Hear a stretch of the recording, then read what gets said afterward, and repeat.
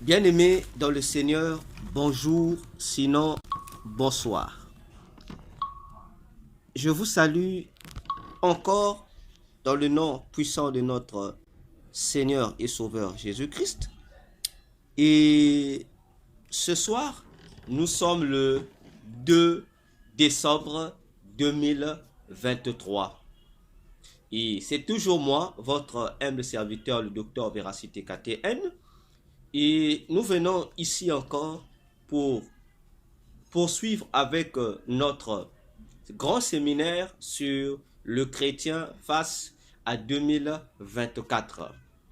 Et aujourd'hui, comme dit dans notre dernier rendez-vous, il reste 3 points à finaliser pour que nous puissions clore notre séminaire le chrétien face à 2024. Déjà, tout le long de ce séminaire que nous rappelons toujours, qui a débuté au mois de juillet 2023 jusqu'à aujourd'hui, nous avons assez révélé plusieurs choses, plusieurs réalités, plusieurs secrets, tant du côté de Jésus-Christ, notre Dieu et Sauveur, que celui de Satan, notre ennemi, leurs projets, leur planification, leur stratégie pour 2024.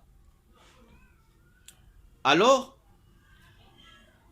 comme je le disais toujours, que l'année 2024, au ciel, elle porte l'emblème du livre d'Exode, le deuxième livre de la Bible, de l'Ancien Testament, venant après le livre de la Genèse. Et dans cette rubrique dans laquelle nous sommes en train de déchiffrer les messages codés dans le nombre 2024. Le premier message que nous avons décodé dans le nombre 2024, c'était le mot Josa. Et nous l'avons expliqué. Le deuxième message codé dans le nombre 2024 était le mot Nouin. Là aussi, nous l'avons détaillé, nous l'avons expliqué. Alors, aujourd'hui, nous allons expliquer le troisième message codé du nombre 2024. Raison pour laquelle, docteur Véracité KTN que je suis, j'inviterai tout le monde à être connecté, à avoir sa Bible en main et à avoir une feuille entre les mains pour faire les mêmes calculs que je vais faire avec vous, afin que nous soyons dans la même perspective. Comme la Bible dit dans le livre d'Actes des Apôtres, nous devions suivre le modèle disciplinaire des chrétiens de Bérée qui examinaient tous les jours ce qu'on les enseignait par les apôtres, à l'occurrence l'apôtre Paul. Alors nous allons prier, nous allons recommander ce moment entre les mains de notre Seigneur et Sauveur Jésus-Christ et nous allons lui demander de nous donner la capacité de la connaissance, la capacité et les facultés spirituelles pour comprendre ce qu'il a enseigné ce soir. Prions le Seigneur notre Dieu. Jésus, nous bénissons encore ton nom et ta fidélité pour ce moment que tu disposes en faveur de tous les chrétiens du monde entier. Maintenant que nous voulons dispenser les oracles de l'Éternel, Seigneur, que le Saint-Esprit nous remplisse, qu'il se saisisse de nous et qu'il nous communique à chacun maintenant l'esprit de la révélation, l'esprit de la connaissance et les facultés nous permettant de comprendre, de saisir les profondeurs de cet enseignement pour nous équiper davantage, Seigneur, de tous les outils, Seigneur, pour mieux affronter l'année 2024 qui se pointe à l'horizon. Oh Dieu, que ce moment est béni en ton nom et que toute œuvre des ténèbres tout esprit anti-révélation, tout esprit anti-parole de Dieu, tout esprit ennemi de la Bible, maintenant est vaincu au nom de Jésus. Que toute puissance contraire à l'esprit de Christ maintenant est anéantie par le puissant nom de Jésus. Et nous libérons l'onction de la connaissance, nous libérons l'onction prophétique, Seigneur, pour ouvrir nos yeux prophétiques, pour ouvrir nos oreilles spirituelles, pour que nous puissions saisir ce matin, Seigneur, la pensée de Christ pour 2024. Que toute la gloire, Jésus, te soit ainsi rendue. Nous disons Amen. Amen. Nous acclamons le Seigneur notre Dieu. Nous allons prendre notre texte de base. Exode chapitre 1. Nous considérons du premier verset jusqu'au verset 5. Bien m'éclairer, tu me donnes la Bible? Ok. Pour m'éclairer, d'accord. Alors, la Bible dit ceci. Dans le livre d'Exode chapitre 1, du premier, nous allons prendre Exode chapitre 1, nous allons directement prendre, prenons le tout, donc, mais je vais sauter. Donc, vous allez lire chez vous du verset 1er jusqu'au 5e verset, mais je vais sauter des passages. La Bible déclare ceci. Voici les noms des fils d'Israël venus en Égypte avec Jacob et la famille de chacun d'eux. Je prends le verset 5. Les personnes issues de Jacob étaient au nombre de 70 en tout. Joseph était alors en Égypte. Je prends notre deuxième passage qui se trouve dans le livre de Actes des Apôtres, chapitre 7, le verset 14 et le verset 15. Là, ici, Étienne déclare ceci. Acte 7, du verset 14 jusqu'au verset 15. Étienne dit ceci. Puis Joseph envoya chercher son père Jacob et toute sa famille, composée de 75 personnes.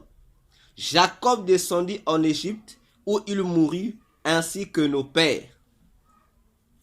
Parole du Seigneur. Et comme nous l'avons dit dernièrement, nous avons vu que le livre d'Exode nous précise que Jacob était descendu. Donc, l'ensemble des gens qui sont venus avec Jacob en Israël, en Égypte, ils étaient au nombre de 70.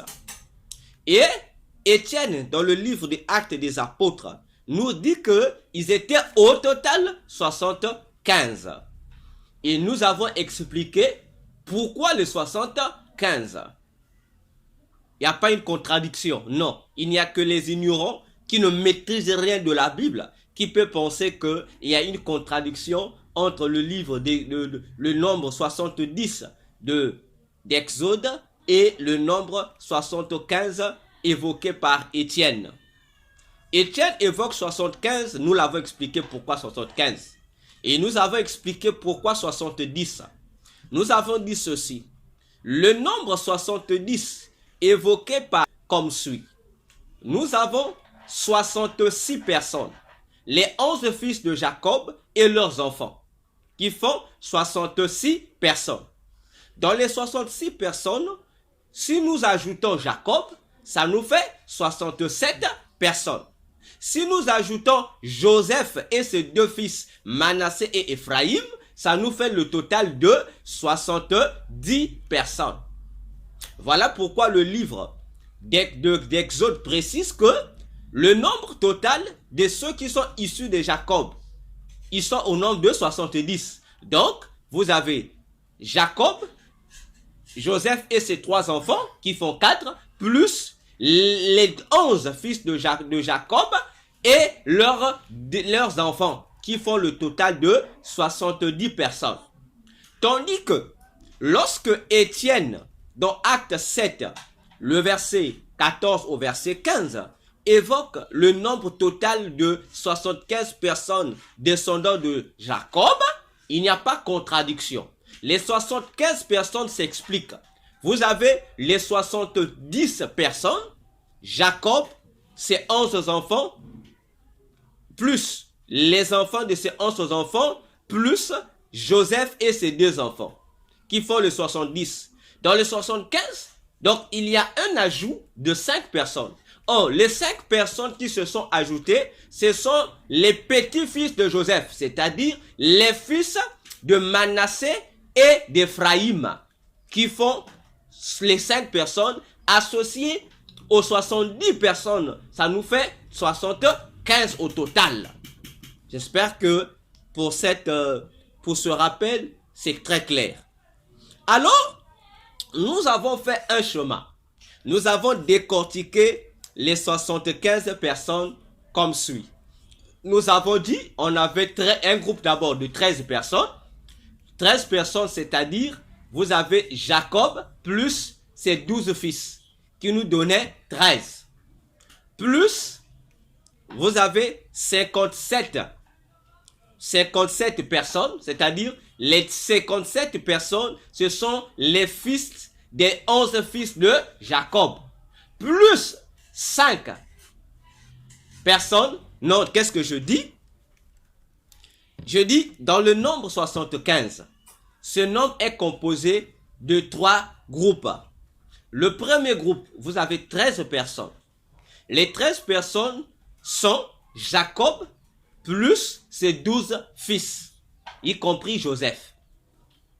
Plus, donc 13, le groupe de 13, c'est le premier groupe, plus le deuxième groupe qui est composé de 57 personnes. Dans les 57 personnes, vous avez les fils des 12 fils de Jacob, c'est-à-dire les fils des 11 de Joseph et des 11 frères de Joseph, y compris, voilà, de Joseph. Juste leurs fils et leurs descendants. Tandis que le troisième groupe vient, donc vous avez le groupe de 13 plus 57 personnes, plus 5. Les 5, le troisième groupe qui est composé de 5 personnes, ce sont des arrière-petits-fils, non, les arrière, oui, je dirais, les arrière-petits-fils de Joseph. Donc 75 nous donne 3 groupes.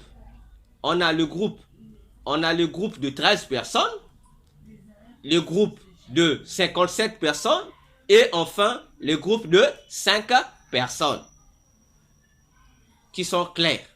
Je répète encore, le nombre 75 est réparti comme on répartit en 3 groupes de personnes. Le premier groupe, c'est le nombre 13, qui nous donne Jacob, le père, plus ses 12 fils. Le deuxième groupe, après le groupe de 13, plus le deuxième groupe qui est composé de 57 personnes. Les 57 personnes sont les fils des 12 enfants de Jacob. Donc, les 12 fils de Jacob et les enfants des 12 fils de Jacob. Le troisième groupe qui est composé de 5 personnes. Les 5 personnes là, comme nous venons de le dire tantôt, sont les 5 petits-fils de Joseph, c'est-à-dire les 5 arrière-petits-fils de Jacob par rapport à Joseph. Donc, ce sont les enfants des enfants de Joseph. Donc, les 75 nous donnent donc le schéma suivant, 13 plus 57 plus 5. On a ce chiffre de 75 personnes qui nous donne ce schéma que nous avons dit de garder dans l'émission, que nous avons dit de garder dans le séminaire passé. C'est ce que nous avons gardé. Alors, nous allons découvrir le message caché dans ce nombre 75 que nous avons décomposé en 13 plus 57 plus 5. Ok? Alors, nous allons donc faire pivoter ce chiffre au 270 degrés. Donc, on va te retourner ça. Parce que avant, c'est 13 plus 57 plus 5. C'est de manière horizontale. Mais nous allons le renverser pour que ça soit vertical. Mais cette verticalité, nous allons le roter à partir de 270 degrés. Alors, en le rotant, nous aurons un chemin. Alors, le frère Clévar qui est ici, nous allons faire comme la dernière fois. Je vais vous présenter le chemin et vous allez me dire dans ce chemin, quel est le message que vous allez découvrir. Permettez que je prenne une feuille. Ne vous inquiétez, nous aurons d'ici peu un tableau. Je n'ai pas d'électricité ici. Donc, vous avez 13. Vous avez 57 et vous avez 5. Ok. 5. Alors, qui nous donne 75. Alors, bien aimé Cléva, est-ce que j'ai bien écrit ça? Voilà, j'ai bien écrit ça. Alors, nous allons pas à pas. On va aller pas à pas. On va aller pas à pas. Ok? Nous avons ici. J'espère que vous arrivez à voir. Ok? Tu arrives à voir, non? Tu as 13. Ok? Tiret 57. Tiret 5 égale à 75. Alors, nous allons déchiffrer ce nombre-là en retrouvant les lettres alphabétiques que ce nombre nous donnera. Alors nous sommes partis. Ça commence par où? Par le 5. Alors, bien aimé Clévar qui est ici, hein? On commence, ça dépend, on peut commencer en bas. Non, on commence en haut pour descendre. Ok? On commence en haut. Alors, frère Clévar, dis-moi, en voyant ce chemin-là, quel est le premier chiffre que tu lis? C'est quoi? S. Non, le chiffre d'abord, le chiffre. Commence par le chiffre. 5. Alors 5 te donne quel chiffre? S. Ok, on a S. 5 nous donne S. Nous allons écrire 5 égale à S. Après le 5, vient quoi? 7. 7. Non. Regardez bien. Moins.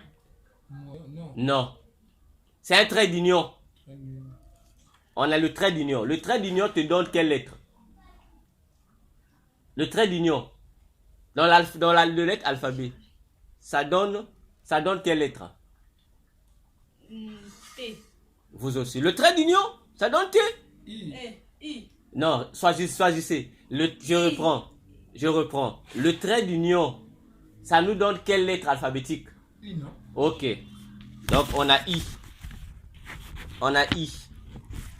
Après le trait d'union, vient quel nombre, quel chiffre? 7. Le chiffre 7, ça nous donne quelle lettre? T. T. Hein? T. Ça nous donne? T. Ça donne quoi? T, non. Oh. Après le chiffre, le 5, le moins là, on a quoi? 7. 7 nous donne quel chiffre? Quelle lettre? T, non. Vous êtes sûr? Vous êtes sûr? Regardez bien. 7 vous donne 7, la forme là. 7 vous donne 7 va vous donner T. Ah! 7 vous donne T. Y. Non. Regardez bien. 7. Z. Non. C'est pas Z.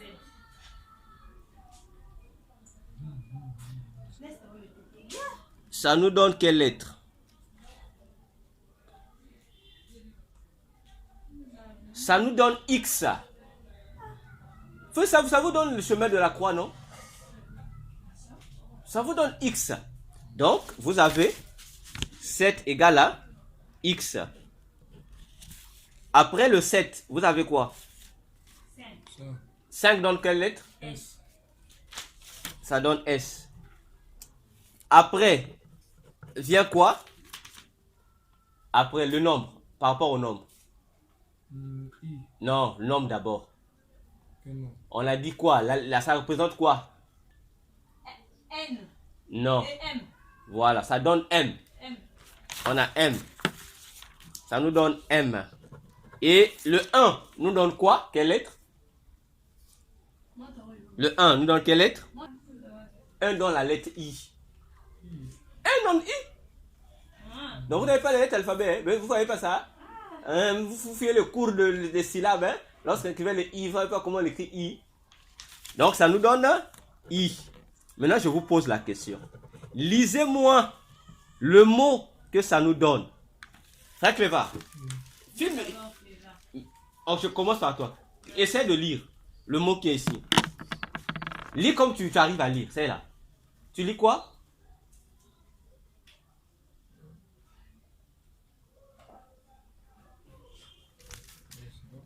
Tu arrives à lire, hein?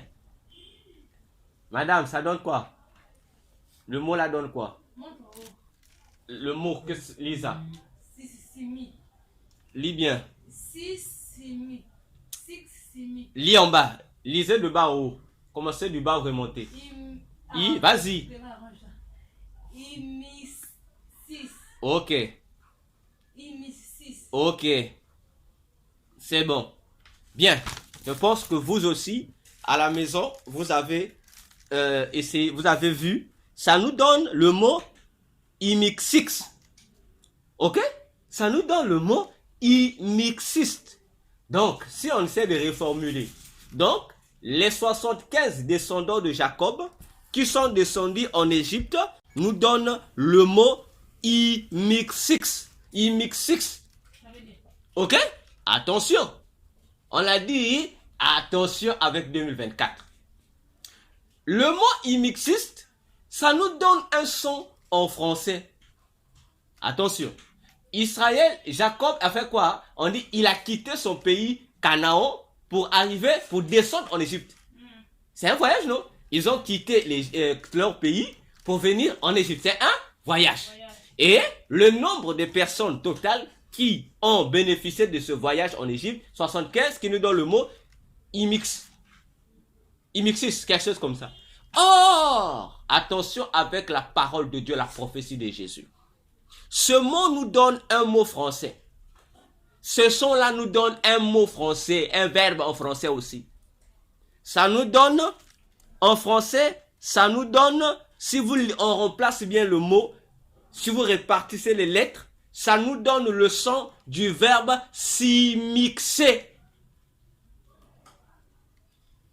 Ça nous donne le verbe s'imixer. Attention. Le verbe s'imixer. Voilà, si on lit imix 6. Le 5, c'est un ajout, on a dit. Le nombre total, c'est 70. Le 5, là, c'est un ajout. Et ça nous donne le S apostrophe, qui montre quelque chose qui est collé au 70. Vous voyez, donc nous avons 70 qui est le mot immixé. Vous voyez, si on enlève le S, le premier S, le 5, on aura immix. Ok? Maintenant, si on ajoute le 5, qui est le S apostrophe, ça nous donne le verbe s'immixer. Attention. Or, le mot s'immixer, le verbe plutôt s'immixer, ça veut dire quoi? Ça veut dire être appelé à une succession et jouir comme propriétaire des biens qui composent cette succession.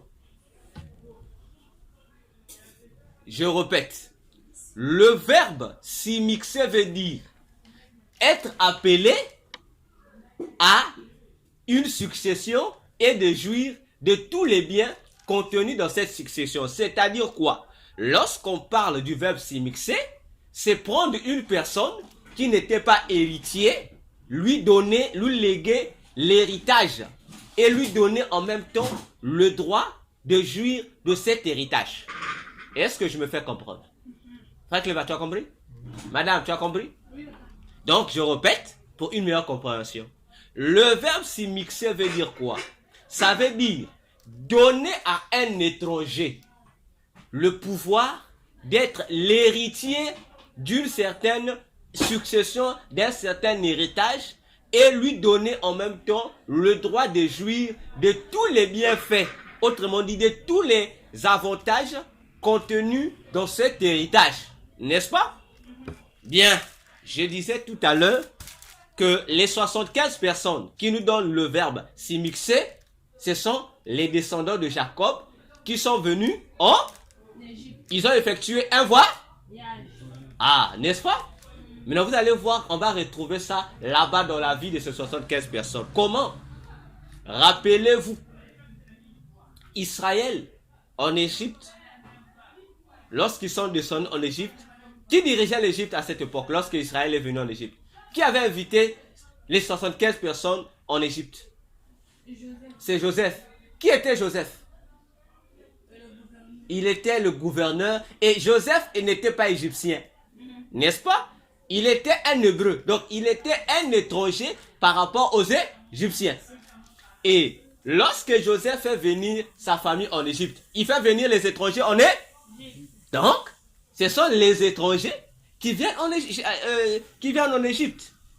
Mais lorsqu'ils viennent en Égypte, on va leur donner la grande partie de l'héritage des Égyptiens. Qui est quoi? Qui est le territoire où eux ils vont résider, qu'on appelait Goshen. C'était le territoire le plus riche de l'Égypte. Cette zone-là, c'était à la partie sud de l'Égypte, qu'on appelait la basse Égypte. Vous imaginez? Est-ce que vous pouvez comprendre ces choses-là? Les étrangers, donc, le fait que Israël puisse hériter ou posséder Goshen, ça veut dire que Israël s'est immixé. Donc, un étranger qui n'avait pas droit à l'héritage de l'Égypte, on va lui donner l'héritage de l'Égypte. Il va avoir le bénéfice de l'héritage de l'Égypte.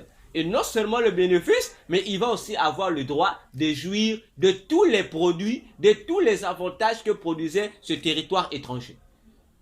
Est-ce qu'on s'est fait comprendre? J'espère que vous également qui allez nous suivre, vous comprenez le message que va nous donner 2024.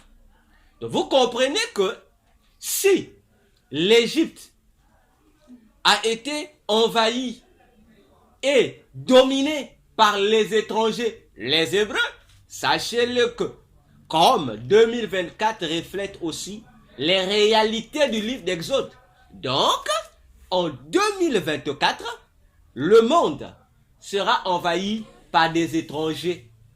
Des étrangers qui viendront aussi prendre possession de quoi? De l'héritage des humains. Et non seulement de l'héritage des humains, mais également de quoi? Ils auront aussi le droit à la même jouissance. Et plus que même les humains. Église, faisons attention avec 2024. Nous allons décortiquer qui sont ces étrangers. Attention. Ces étrangers qui vont envahir la terre. D'ailleurs, Dieu a dit dans Ésaïe 45, le verset 18, qu'il a donné la terre comme héritage aux hommes, c'est-à-dire aux humains. N'est-ce pas?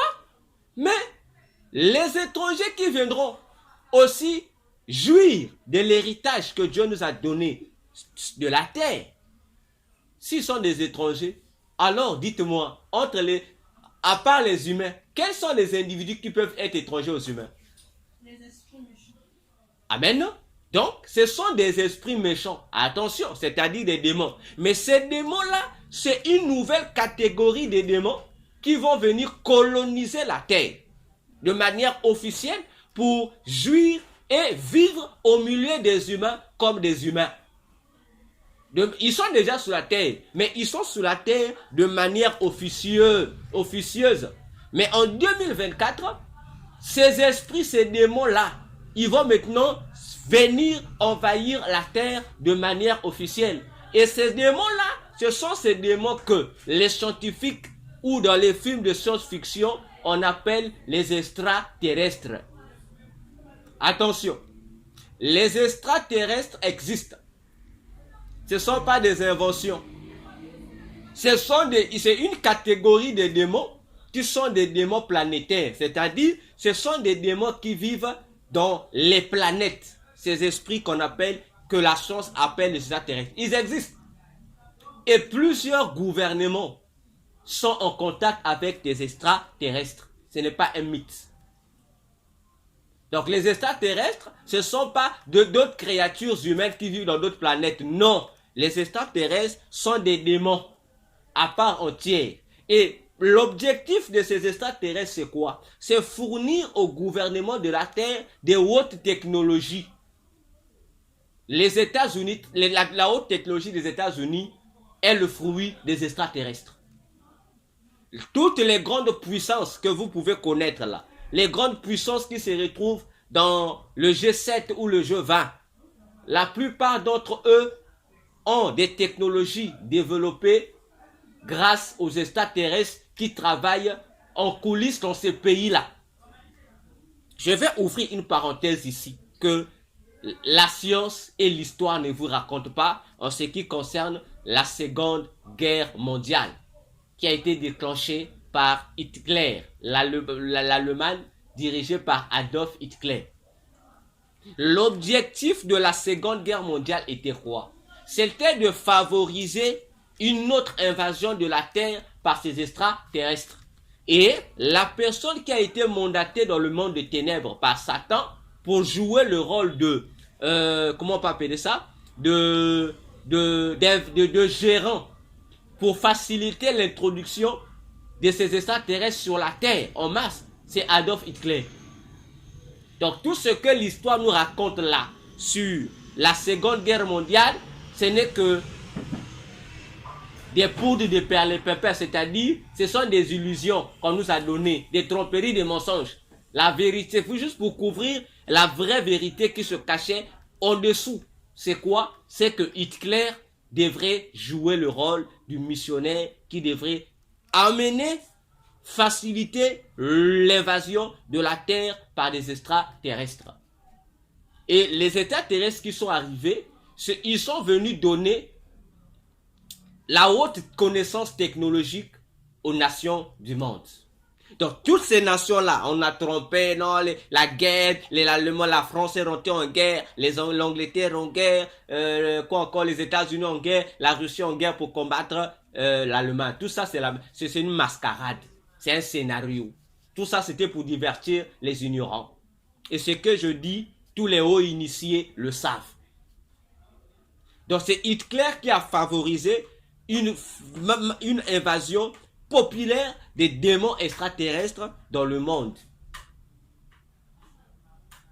Et lorsque vous écoutez parler des armes nucléaires de haute gamme, par exemple la Russie actuellement on parle de Satan 2, quelque chose comme ça, sachez que ceux qui fabriquent ces armes nucléaires, ce sont des extraterrestres.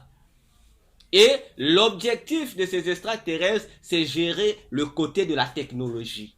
Parce que cette catégorie de démons que nous appelons les extraterrestres, ils ont une mission satanique à remplir sur la terre. Leur mission, c'est de contribuer à l'établissement du gouvernement de l'Antichrist qui vient bientôt sur la terre. Et eux, ils ont reçu la mission de gérer le domaine de la technologie de l'Antichrist.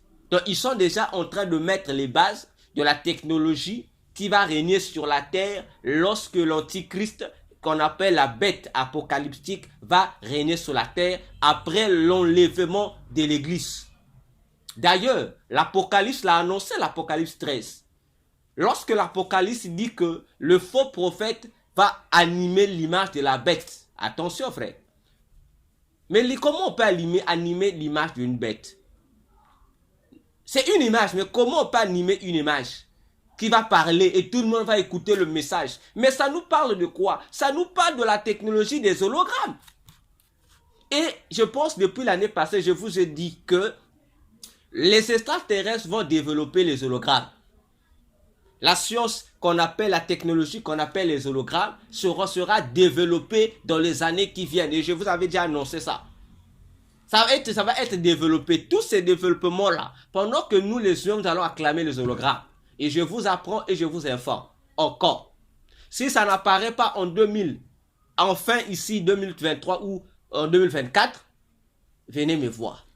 On va développer une autre gamme encore de l'hologramme qui doit, si ça apparaît pas en 2024, je suis sûr qu'avant 2026, on aura vu ces technologies sur la Terre.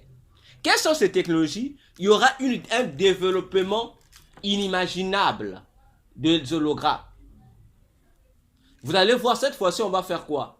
Les hologrammes, c'est quoi? Pour ceux qui ne connaissent pas les hologrammes, c'est une technologie qui consiste à afficher virtuellement les images. Vois-tu? Donc, vous avez un tableau qui est là, un tableau virtuel en vitre, mais sur le tableau en vitre, les images apparaissent. Donc, c'est comme un peu le digital. Donc, c'est comme si l'écran de ces tableaux sont des écrans digitalisés. Donc, tu peux toucher, écrire, ça écrit. Et tu peux également zoomer avec ta main. Donc, c'est à peu près la même technologie que nous appelons le digital. En fait, c'est le digital. Mais ça sera un digital développé. Et on va développer encore des choses plus graves. Toujours à partir de l'hologramme. Donc, l'hologramme, c'est quoi? Quelqu'un parle ici, n'est-ce pas? Quelqu'un est en train de parler ici au Congo-Brazzaville. Mais on va afficher son image dans le ciel. Et tout le monde, dans le monde entier, va voir cette image-là. Est-ce que vous comprenez de quoi je parle? Tout le monde va voir cette image-là. Et c'est ce que les extraterrestres sont en train de mettre en place pour favoriser l'antichrist. Parce que lorsqu'il va commencer à faire le discours, c'est au travers des hologrammes. On va l'afficher dans le ciel. Et vous allez voir l'image de la bête parler dans le ciel. Et le monde entier va voir cette image-là. Et dans les années qui suivent, on est en train de voir ça. Et vous allez voir même au niveau de l'appel.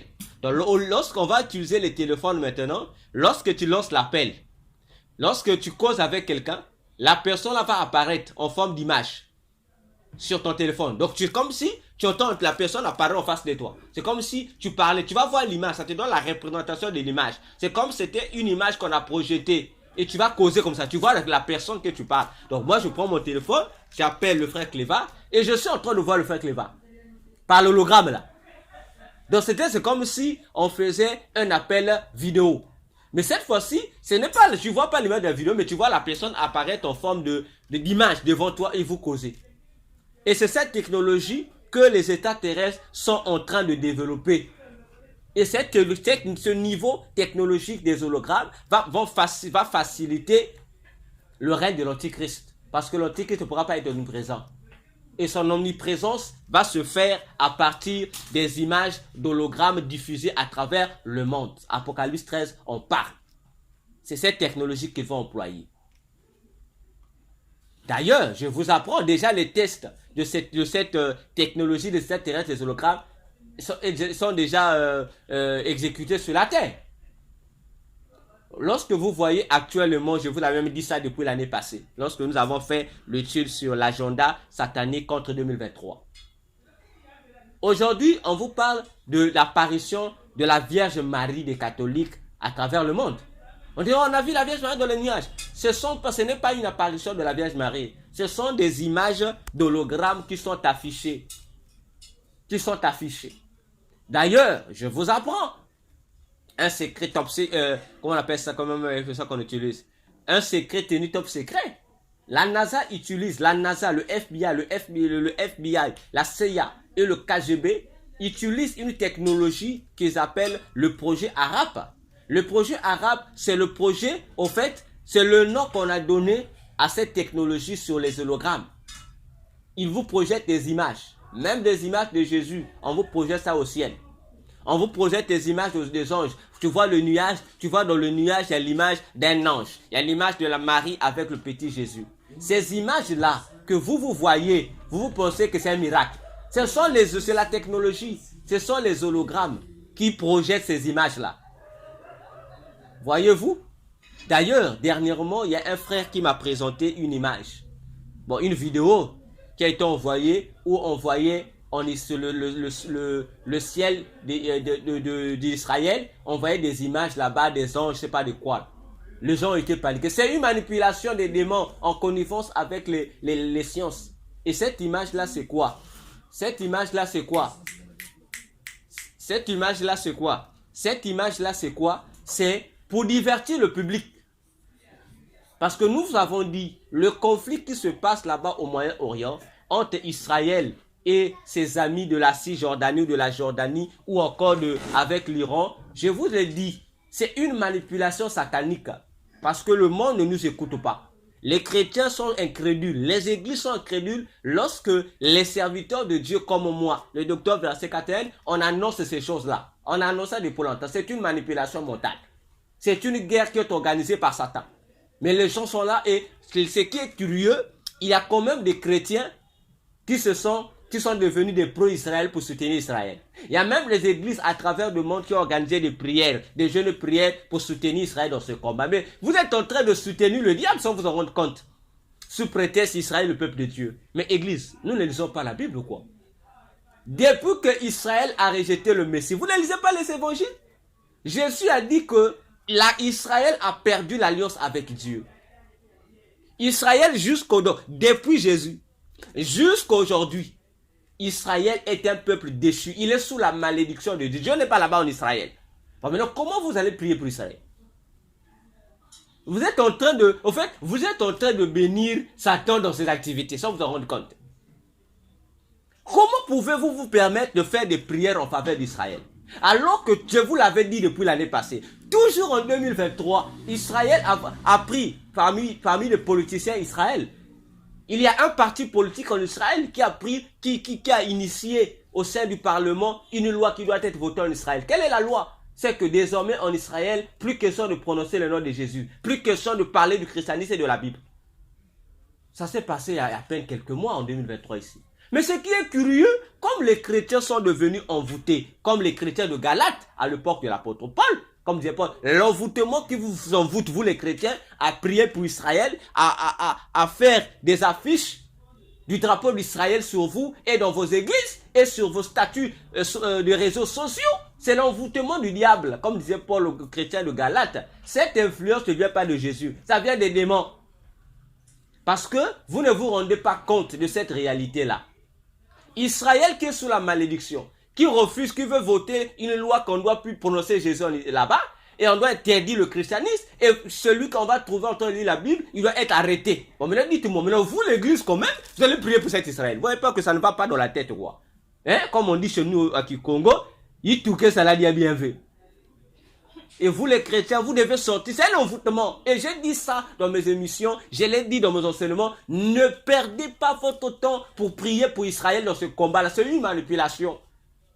Quand vous n'aimez pas écouter nos enseignements, lorsque nous vous annonçons des futurs, vos pasteurs vous disent ne nous écoutez pas, nous sommes des aventuriers. Alors que les véritables aventuriers, ce sont vos pasteurs, parce que tellement que eux sont déjà sous la possession démoniaque, ils ne peuvent pas vous dire la vérité.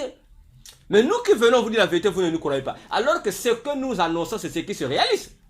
Vous priez pour Israël, alors Israël est maudit. Et quel est le verset qu'on vous prend? C'est le pasteur qui emmène les gens qui partagent cette malédiction d'Israël sur les églises et sur les chrétiens naïfs. On dit, Dieu avait dit, chez Abraham, c'est lui qui te bénira, l'Éternel le bénira, celui qui te maudira, l'Éternel le maudira. Mes frères, on avait dit à qui? À Abraham. Mais quelle était la condition? À condition qu'Abraham soit toujours attaché à l'alliance de Dieu. Ça, les gens ne disent pas. Ça se trouve dans Genèse 12. Lisez bien Genèse 12. Donc, les promesses qu'on a déclarées à Abraham n'avaient que des faits aussi longtemps qu'Abraham devait être dans l'alliance de Dieu. Mais une fois que... Et on dit c'est pour Abraham et ses descendants. Mais nous savons tous avec tous les évangiles. Les 4 évangiles nous expliquent clairement. Israël a rejeté le Messie. Et d'ailleurs, Jean 1, verset 12 à 14 dit quoi? Étant venu chez les siens l'ont fait quoi? N'ont pas reconnu. Et on dit que Jésus est allé quoi? Il a maintenant donné le pouvoir à qui? Au reste du monde. Il est venu au monde. N'est-ce pas? D'ailleurs, Jésus disait encore. Il disait, je pense dans Matthieu 21, verset 43. Il disait à Israël, le royaume vous sera ôté et sera donné à un autre peuple qui en produira des fruits. Bon, maintenant, aujourd'hui, ce peuple s'appelle l'Église. Bon, maintenant, vous continuez à dire qu'Israël est béni. Et l'apôtre Paul, dans le livre des Galates, et tous les épîtres des apôtres nous ont confirmé quoi? Que les promesses qui concernaient Israël, maintenant là, toutes ces promesses ont été transférées sur l'Église. Et on appelle l'Église comment? On dit que l'Église est l'Israël spirituel. L'Église n'a pas remplacé Israël. Israël reste Israël physique. Mais l'Église est appelée Israël spirituel. Et on dit, nous sommes appelés fils d'Abraham.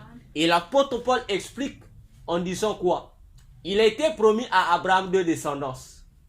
Une descendance qui devait ressembler au sable de la terre et une descendance qui devait ressembler aux étoiles du ciel. Mais si nous, l'Église, on dit d'ailleurs dans Galates 4, je pense, l'apôtre Paul dit quoi? Il dit, Abraham prophétise Dieu. Mais Abraham avec les deux femmes qui étaient à ses côtés, Sarah et Agar. Et l'apôtre Paul dit, Agar prophétise Israël terrestre, c'est-à-dire les Juifs physiquement. Et Sarah, c'est la Jérusalem céleste, c'est-à-dire l'Église. Donc vous comprenez que maintenant là, cette promesse d'Abraham, ça concerne ça. Ça n'a aucun effet sur Israël, c'est les Juifs. Ça n'est que de l'effet sur les chrétiens. Celui qui bénit un chrétien, il est béni. Celui qui maudit un chrétien, il est maudit. D'ailleurs, Jésus l'a dit. Si vous donnez même un verre d'eau à l'un de mes petits, vous ne perdez pas la récompense. Attention avec la Bible. C'est une manipulation. Pour clore cette partie, dites-moi. Le Israël là, ils adorent Jésus? Non. Ils n'adorent pas Jésus. Le président israélien qui est là, il est dans l'occultisme. Il sert qui? Il sert Satan. Bon, l'autre, le Palestinien là, et là où il y a la guerre, là, le pays où il y a la guerre, là, ils adorent Jésus. Donc, vous vous retrouvez dans une guerre des païens. Donc, un païen qui combat un autre païen. Donc, maintenant, toi qui es chrétien, tu veux soutenir un autre païen. Bon, tu vois pas que ça n'a pas un sens? Ça n'a aucun sens. Parce que tous ces gouvernements-là, ces guerres-là doivent exister. Ce sont des moyens qui leur permettent de préparer l'arrivée de l'Antichrist. Donc, enlève ton statut, sur ton statut, l'image de dire « je soutiens Israël ». Enlève ça déjà. Enlève donc, si ton pasteur en croit ça, toi ne fais pas ces prières-là. Ce sont des prières qui attirent des malédictions sur les églises. Donc, ouvrez bien vos oreilles. Donc, les extraterrestres, c'est ce qu'ils viendront faire en 2024. Ils vont développer ces technologies-là, ces extraterrestres-là. Et ce que je dis, les gouvernements le savent. D'ailleurs, en 2014, oui, l'ancien président que Poutine est venu remplacer, le président russe Medvedev, elle avait révélé au monde. Il avait révélé au monde que la Russie travaille avec les extraterrestres. Mais lui, le président, il avait dit.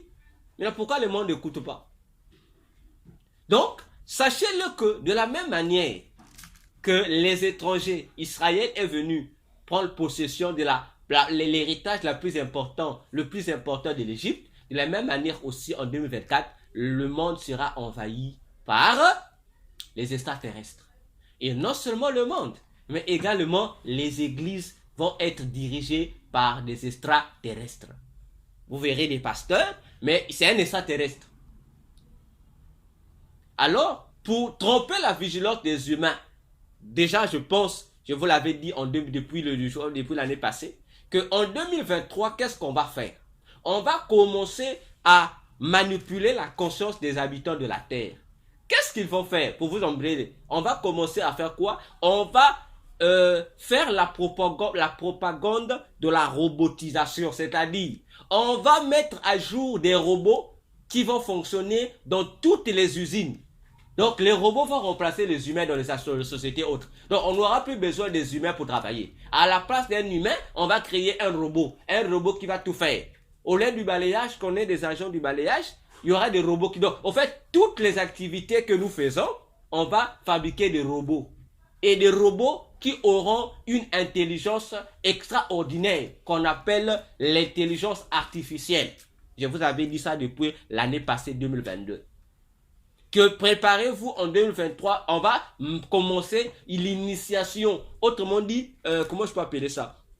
On va créer une sorte de préparation du terrain de ces extraterrestres qui doivent se manifester physiquement. Maintenant, pour vous embrouiller, on va anticiper avec le phénomène de la robotisation. Vous allez voir le robot partout, vous allez dire c'est un développement. Mais attention, Parce que comme c'est un robot, mais lorsque les démons là aussi vont se manifester physiquement, vous allez seulement dire quoi? C'est la technologie, la haute technologie, ce sont des robots, c'est le développement de l'intelligence artificielle. Vous n'allez pas savoir que ce sont des démons qui seront là. Et il y a toute une étude que je me réserve encore pour vous parler en profondeur. J'ai déjà parlé de ça sur l'intelligence artificielle. J'ai toute une étude que je vais développer encore pour vous montrer les dangers de cette intelligence artificielle.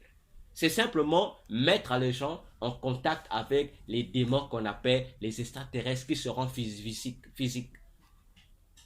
Voilà pourquoi vous allez remarquer, je ne sais pas si c'est déjà en exécution, on va vous faire des robots qui vont ressembler aux humains. Donc on va faire des robots qui vont avoir la face de Franz Clevard. Donc en fait c'est comme une poupée. Hein? On a fait une poupée avec la poupée avec la face d'une personne normale. On va dire c'est un robot. Or c'est pas un robot.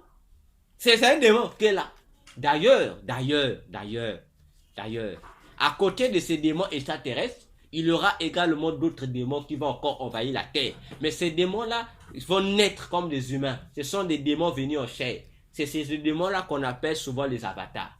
Donc lorsque tu entends qu'on parle d'un avatar, comprends qu'un avatar dans le monde des ténèbres, c'est un démon venu en chair qu'on appelle un avatar. Bon, même si aujourd'hui, vous avez des individus qui prennent le nom comme ça. Et je suis avatar.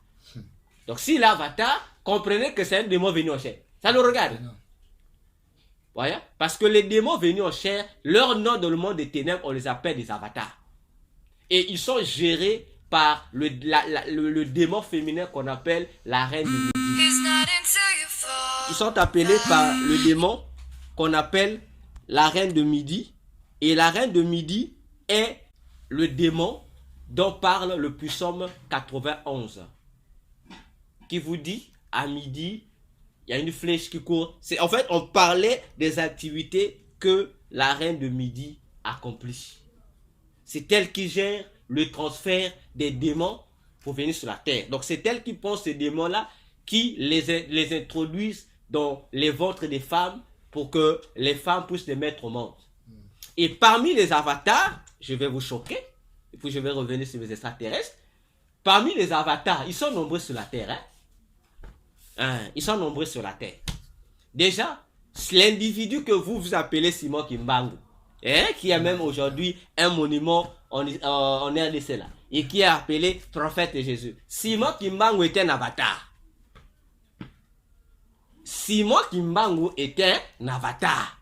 Allez demander aux initiés de l'occultisme, ils vont vous le dire. Il n'y a pas seulement Simon Kimbangu. Il y a une autre personne que les gens connaissent très bien. Et moi aussi, j'apprécie ce monsieur qui a vécu parmi les humains. J'apprécie ce monsieur. Ce monsieur s'appelle Emery Patrice Lumumba, est aussi un avatar. Une révélation. Je monte encore. Enfin, c'est pas fini. C'est pas fini. Le président Poutine qui est là, voilà. C'est pas Poutine, c'est pas le vrai. Le vrai Poutine est mort depuis, je crois, fin 2014, 2015. Le Poutine qui est là, c'est pas le vrai Poutine. C'est un avatar, c'est un démon qu'on a remplacé. C'est pas Poutine. Le corps de Poutine est actuellement gardé par le haut service secret russe et américain. Le corps de Poutine est gardé. Donc le faux Poutine, celui-là c'est un faux Poutine. Bon, s'il faut appeler, bon, c'est pas un clown, non. C'est un démon venu en chair. Je suspecte aussi que le président de la Corée du Nord soit un avatar. D'ailleurs, le fondateur du shintoïsme, il y a une religion qu'on appelle le shintoïsme en Chine, hein, le fondateur de la magie rouge, qu'on appelle Lao Tzu, c'était aussi un avatar, un démon. C'est un avatar, c'est un démon. Voyez-vous, ils sont nombreux, ces avatars-là. Ce sont des démons, ils sont nombreux. Ils sont très nombreux. Et d'ailleurs, je vous dis, la plupart des hautes personnalités politiques qui gouvernent le monde, la plupart sont des avatars. Les vrais sont morts, on l'a remplacé par des avatars.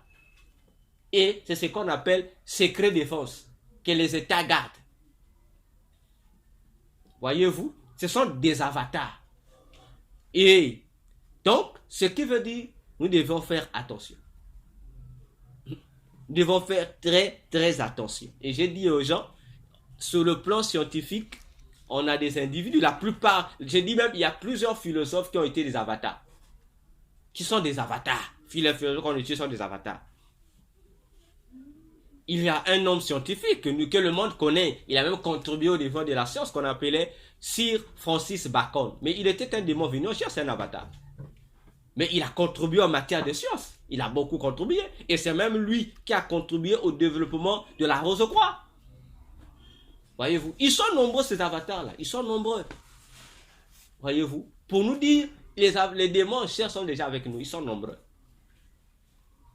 Et même les réseaux sociaux nous ont fait déjà la promotion des extraterrestres. Vous serez surpris, comme quelqu'un m'a dit, docteur, tu as toujours des choses bizarres. J'ai dit oui, il y a encore des révélations qui sont cachées. Donc, au fur et à mesure, avec le temps, nous expliquons ces révélations-là. Et nous vous les exposons. Il n'y a pas quelqu'un sur la terre ici qui va dire qu'il n'a jamais fait la promotion des démons qu'on appelle les extraterrestres.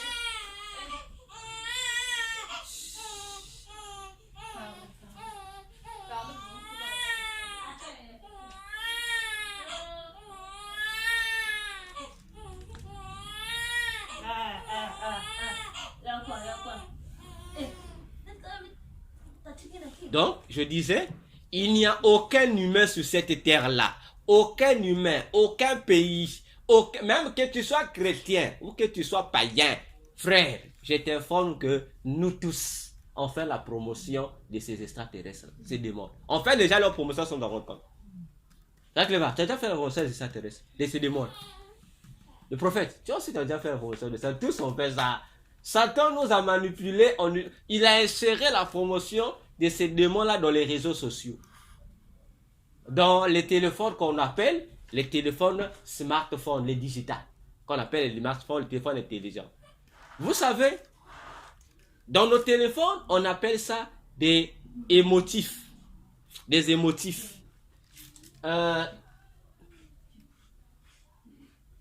Madame, prête-moi ton téléphone. Je vous parle des émotifs. Je prends par exemple, il y en a partout, hein, je vous prends le plus facile à voir. Lorsque vous ouvrez WhatsApp, je vais vous montrer, si vous voulez écrire un message à quelqu'un, frère Clévar, vous voyez, lorsque je vais écrire, tu vois le symbole là, ça, hein, on appelle ça les émoticônes et personnages. Vous voyez les dessins là? Les dessins là qui sont comme les boules jaunes, hein, qui représentent certains sentiments, si tu veux dire joyeux. Voyez? Dans vos WhatsApp, il y en a. Dans les réseaux sociaux, il y en a. Ce sont des dessins qui ont des têtes rondes seulement, ont des yeux comme ça. On appelle ça des émoticônes et personnages. Lorsque tu veux écrire à quelqu'un pour lui dire comment tu vas, si tu veux pas dire ça va, tu envoies seulement le dessin, l'homme à la tête jaune là, qui sourit. N'est-ce pas? Tous ces dessins-là de l'homme là, toutes ces images-là que vous voyez là, ce sont des extraterrestres. C'est la photocopie, les images des extraterrestres qu'on nous présente.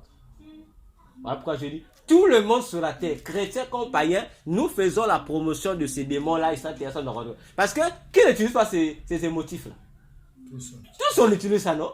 Donc en utilisant ça, on s'est jamais demandé que, mais c'est quoi? Or ce sont des extraterrestres. Ce sont des extraterrestres qu'on nous présente, pour nous dire que faisons attention.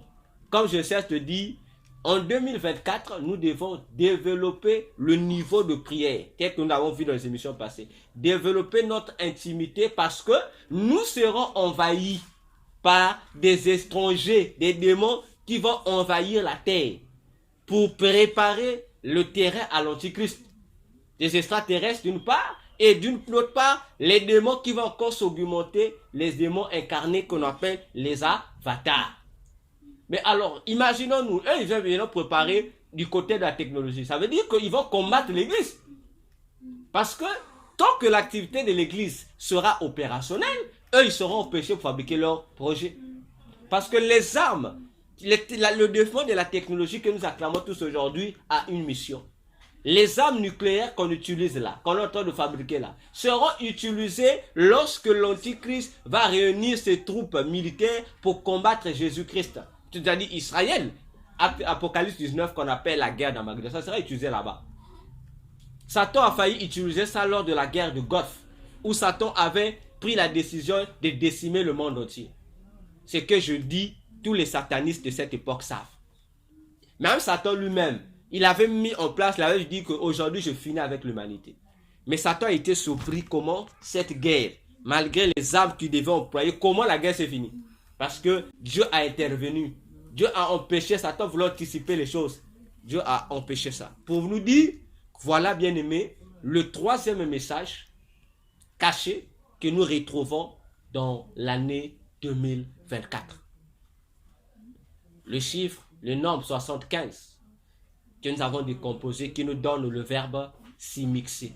Et nous avons expliqué ce quoi s'immixer. Voilà, c'est ici que nous prenons fin avec cette étude-là.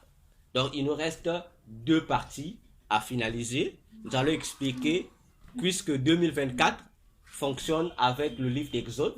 Donc, on va expliquer que représentera les 2 sages-femmes à qui Pharaon avait ordonné de tuer les enfants hébreux. Qu'on appelait Poids. Oui, il y avait l'autre était Poids et l'autre était Shifra. Je vais vous dire ce que ces 2 femmes d'Exode, ces 2 sages-femmes représentera en 2024. Et après là-bas, nous allons encore voir un autre élément très important. Ça sera sur quoi? Sur le dessin ou l'image géographique que le livre d'Exode nous présente en ce qui concerne Israël en Égypte. Voilà pourquoi, bien-aimés dans le Seigneur, ce n'est pas le temps de dormir. C'est le temps de développer notre éveil spirituel.